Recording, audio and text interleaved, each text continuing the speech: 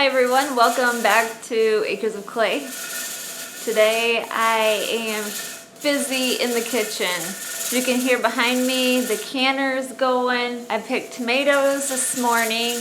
Kitchen is a disaster, but I might show it to you because that's my reality. Yeah, if you want to see my kitchen, here we go. First started out with chicken. I canned 7 quarts of plain chicken, and then those are stewed tomatoes, by the way. And then while that was cooking, I got more chicken ready, and that is what's in the canner at the moment. It's going to be about finished. I have a little bit of more stewed tomatoes left in this pot, probably 1 more quart. Here is where the mess is. I have ham thawing because I'm going to make soup tomorrow, and this here's the ingredients to start making soup in a jar. Chicken noodle soup without the noodles, of course. Probably be my last can for the day because over here I have a huge, I don't know if you can even see how huge this bowl is. This is my biggest bowl I have of green beans. It's a half a bushel. So that's what I've been working on today. I also have a bushel of peaches that Kevin and I bought when we were on vacation. You can see that video right here. I need to get those canned most likely tomorrow because I laid them all out. Let me go show you how I did this. Okay, so this is my bushel of peaches that I purchased, and I laid these all out. They're sitting on this cardboard that I have on the table. This one here has a bad spot, and then up here there's a couple up here that have bruises. Now I haven't really been showing you very many canning videos. I've been canning all summer long, but I really don't feel like I've showed you very many videos. Hey! Did I interrupt you? No, come on in. What do you need wisdom about? What are you gonna do? What am I gonna do? I'm gonna sit for a moment. Yeah, what you been doing? Well, we dried off cows, trimmed some feet, and then moved some heifers around. You've been busy all afternoon. Yeah. And I wasn't out there to help. Nope.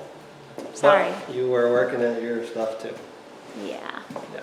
So what are you talking about in here? Well, I was just telling them I haven't done a lot of canning videos. Oh, okay. But I do have some. So I'll leave a playlist or something up here. Okay. Sounds good. Yeah, you smell. I should. Yeah. It is back in the kitchen for me, a new day. I didn't really pick up the camera the last couple days. I've been really busy. Since we came home from our small vacation, I've been canning like almost non-stop all day long. And so yesterday I canned peaches and I canned some soup. I had made a chicken chili, and I made just a big pot of it, and we had it for supper, and then I canned the rest of it. So what I'm making is like pulled pork only with chicken. This is what it is. This is, I think, in the Ball cookbook. I don't have a Ball cookbook. I always wanted to get one but never got around to it. But the Ball canning cookbook, it's under pulled pork. And this is just chicken, the chicken breast, and a barbecue sauce. Basically what it is. So I had picked a few tomatoes from the garden this morning, and just so that I could make some salsa.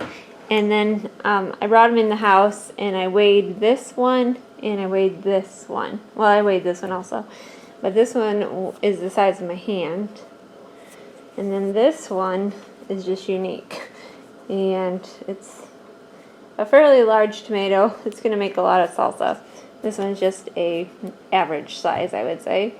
And this is a 4 ounce. This one I weighed, and it weighs 1.25 pounds, so 1 pound and 4 ounces, whereas this one weighed exactly 2 pounds. So 2 pounds of tomato right there. Gotta set my timer. I've done a lot of canning lately, and I haven't done very many canning videos, and I apologize for that. Most of the time it's just a mess in here, and I don't like showing my huge messes. So I'm gonna let this simmer for 5 minutes, and then pack it in jars and get it in the canner. Let me share with you what I've got going on. I just took out the chicken. This is the barbecued chicken. It's still super hot, but you can see how dark it is. Ended up making 13 pints. Funny story is I overcooked this actually. Pints you're supposed to cook for 75 minutes, quarts 90, and I've been doing quarts for the last how many days, and I just set my timer for 90 minutes, and so these got processed 15 minutes longer than they needed to, but at least they're over processed and not under processed. I also wanted to do a quick shout out to Kenny Dean, who has sent me a wonderful package in our P.O. box. It had jars in there, and so he sent me a case of pint-sized jars and a case of quart-sized jars. These are the pint-sized jars, so you can see that they're already full, and I've already filled the quart-sized jars. Those have green beans in them right now, so I appreciate that very, very much. My mommy is down there in the ditch. She saw something move. Well, she's down there, and she wants to pick elderberries from the elderberry bush right here. So she's picking all these elderberries. So this is what an elderberry looks like when they're fully ripened. And so what I have to do is pick these off of the stems because the stems aren't edible. And then I'll probably dehydrate them, or, well, most of them will get dehydrated. And then some of them I might make elderberry syrup out of. I've made elderberry tincture before. You want to make sure that they're dark in color too. Mom? What? Crying out loud. So there's a lot in this bush that are still very green if you look up here. So there will be a lot of picking yet later, but for us it's just beginning. This is my first time out picking elderberries this year.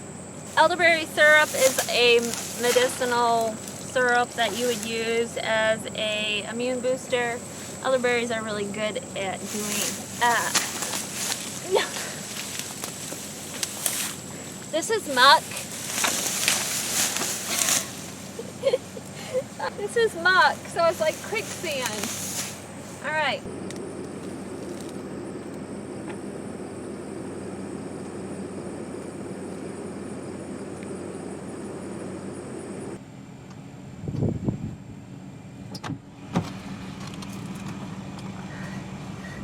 My boots might be a little icky. So I got a good head start on picking. I probably just got my basket maybe half full. It takes a while to pick off all the little berries. That'd be a good job for you. Yeah. Kenzie's got to go to work in a couple hours. So yeah, she only has to work this afternoon. 65. Well, till close, but she had all morning off. Yeah. Do you miss the YouTube? Do you miss them? I've been too busy. Boy, it's hot in here. We're heading back home, and we'll see you when we get there. Wait. What? Never mind. Goodbye. Boy, my brain is in a fog, let me tell you. Too much kitchen. The elderberries I haven't worked on a whole lot, just a little bit. But I've been picking them off these stems. Remember, you gotta take them off these stems. These stems are toxic and they are kind of poisonous, so you do not want to ingest those. So I've been just taking them off there. I'll probably do that more tonight when, here's the other ones that I got, when I just sit down and relax for the evening. I'm not doing anything during that time, so it would be a perfect time to just sit and do elderberries. I've got all these peppers here, all these different varieties, and I'm cutting them up, putting them in this bowl, and the ones that I don't use for the salsa will be going in the dehydrator. I started dehydrating peppers last night. So I got my first batch done, and I don't know how many peppers this was, but you can hear that they're dry, and you want to make sure if you're going to dehydrate these for a long term, you want to make sure that they are like brittle. You want to make sure that they are completely dehydrated, and then they'll last a lot longer. If they're like leathery and pliable, then they won't last as long. So mine are brittle, and I put them in just this glass jar, and I will vacuum seal it once it gets full. But the rest of these peppers are going to be going in the dehydrator tonight. I like to run the dehydrator while I'm sleeping, and then when I wake up, they're pretty much finished. So that's what I did last night with the first peppers. Right now I'm dehydrating ginger. I just had some that was looking kind of shriveled, so I put it in the dehydrator because I don't want to waste it. And I always like having ginger on hand for the medicinal purposes, as well as the flavor also. Alright, I think what I'm going to do is go on outside, because when you spend so much time in the kitchen, I sometimes get like brain fog, and I need to go outside. So I'm gonna head out and just check on what the guys are doing. And we're irrigating. You can see that. The sorghum is coming back. So that's good. It's growing nicely. So this is where the concrete is being poured.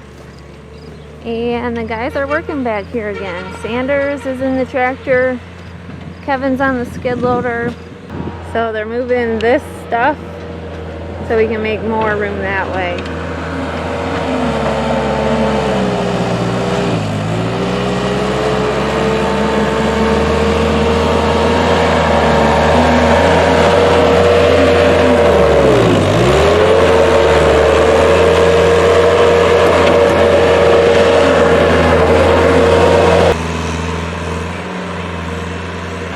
Sanders is just disking up the dirt, so it's easier for Kevin to just scoop up.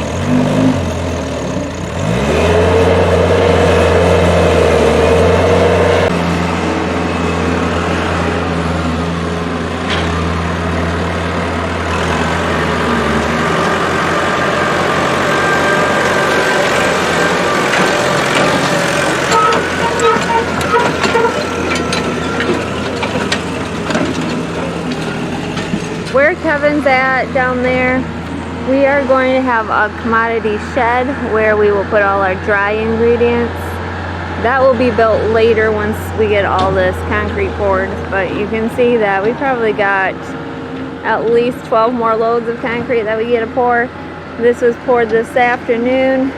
So that's what they're working on. They've been working on this for a couple hours now, and let's go find out where Ethan is.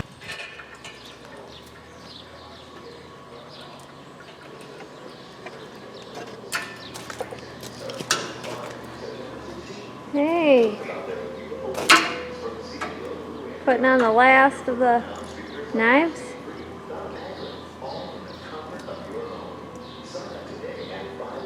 So he's got all these knives here replaced. I took it for a chop the other day, and it works really good. But we didn't have enough knives to replace all of them. I don't know why, but So we had to reorder some more knives, and that's what he's doing. Putting in the last of the knives. I think last 2 knives.